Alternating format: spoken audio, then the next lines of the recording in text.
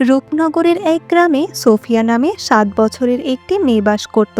মনোমুগ্ধকর এই গ্রামের পাশ দিয়ে বয়ে গিয়েছে সুন্দর একটি লেক। সোফিয়ার ছিল কালো বেনি করা চুল, বাদামি চোখ এবং সাদা সুন্দর পোশাক তাকে আরও আকর্ষণীয় করেছিল। সবাই তাকে ভালোবাসত। সোফিয়ার প্রিয় কাজের মধ্যে ছিল ছবি আঁকা এবং কাগজ দিয়ে সে বিভিন্ন কারুকাজ তৈরি করতে খুব পছন্দ করত। তবে তার একটি খারাপ অভ্যাস ছিল, সে সবসময় কাগজ নষ্ট করত। কখনো সে একটা বড় কাগজের টুকরায় ছোট ছোট ফুল আঁকত, তারপর সেটি মুচড়িয়ে ফেলে দিত। আবার সে কাগজ দিয়ে উড়োজাহাজ বানাতে খুব পছন্দ করত, কিন্তু যদি উড়োজাহাজ ভালো না উড়ত তাহলে সেটা ছিঁড়ে ফেলে সে নতুন করে কাগজ দিয়ে আবার বানাতে শুরু করত। তার মা তাকে প্রায় বলতেন, সোফিয়া, কাগজ নষ্ট করা উচিত নয়, প্রতিটি কাগজ গাছ থেকে তৈরি হয়, এক্ষেত্রে তোমার সতর্ক হওয়া উচিত। কিন্তু সোফিয়া তার মায়ের কথা একদম শুনত না, সে দায়িত্বহীনভাবে কাগজ নষ্ট করতেই থাকলো। একদিন রাতে সোফিয়া তার এলোমেলো ঘরে ঘুমিয়ে পড়ল। ঘর ভর্তি তার মোচড়ানো কাগজ আর আঁকানো কাগজগুলো ছড়ানো ছিল। হঠাৎ মধ্যরাতে সে অদ্ভুত শব্দ শুনল। চোখ খুলে সে অবাক হয়ে দেখল তার টেবিলের উপরে রাখা খাতাগুলো কথা বলছে।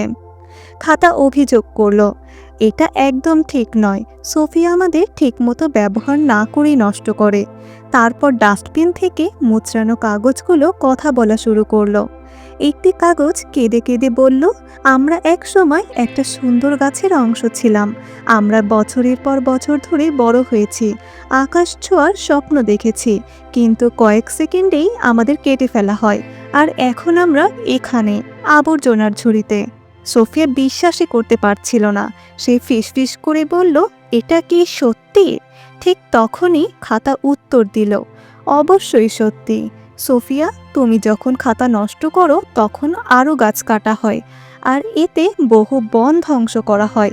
সোফিয়া মনোযোগ দিয়ে শুনতে লাগলো। একে একে আরও কাগজ তাদের কথা বলল।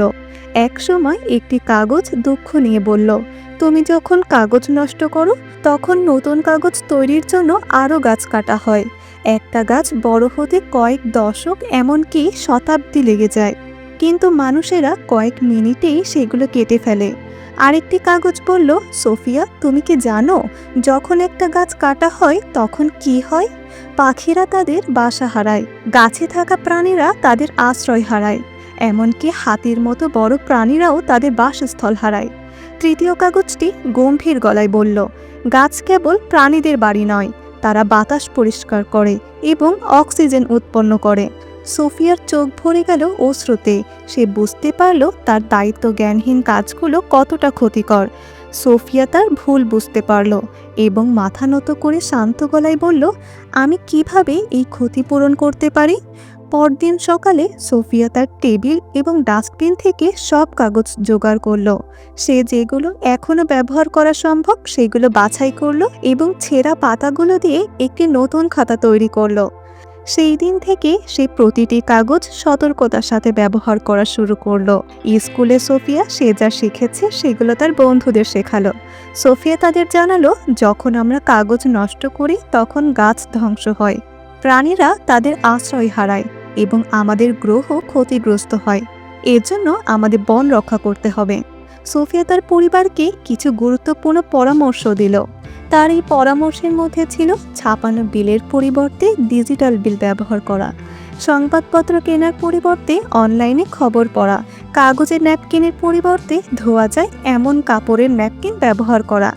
যদিও সোফিয়া কাগজ অপচয় বন্ধ করলো, তারপরও সে অনুভব করলো আরও কিছু করা প্রয়োজন। একদিন সে তার বাবা মাকে বলল যে গাছগুলো কাটা হয়েছে সেগুলোর জন্য আমাদের নতুন গাছ লাগানো উচিত। যদি সবাই একটা করে গাছ লাগায় তাহলে বন ও পরিবেশ আবার ফিরিয়ে আনতে পারবো। সোফিয়ার এই আইডিয়া পুরো গ্রামে ছড়িয়ে পড়ল। শীঘ্রই প্রতিটি পরিবার একটি করে গাছ লাগালো। সোফিয়া ও তার বন্ধুরা আনন্দের সাথে দেখল তাদের লাগানো গাছগুলো বাড়তে শুরু করেছে। অবশেষে সোফিয়া একটি গুরুত্বপূর্ণ বার্তা দিল। সে সবাইকে উদ্দেশ্য করে জানালো, কাগজ সাবধানে ব্যবহার করুন এবং গাছ রক্ষা করুন। প্রতিটি গাছ পৃথিবীর নিঃশ্বাস এবং অগণিত প্রাণীর জন্য একটি বাড়ি।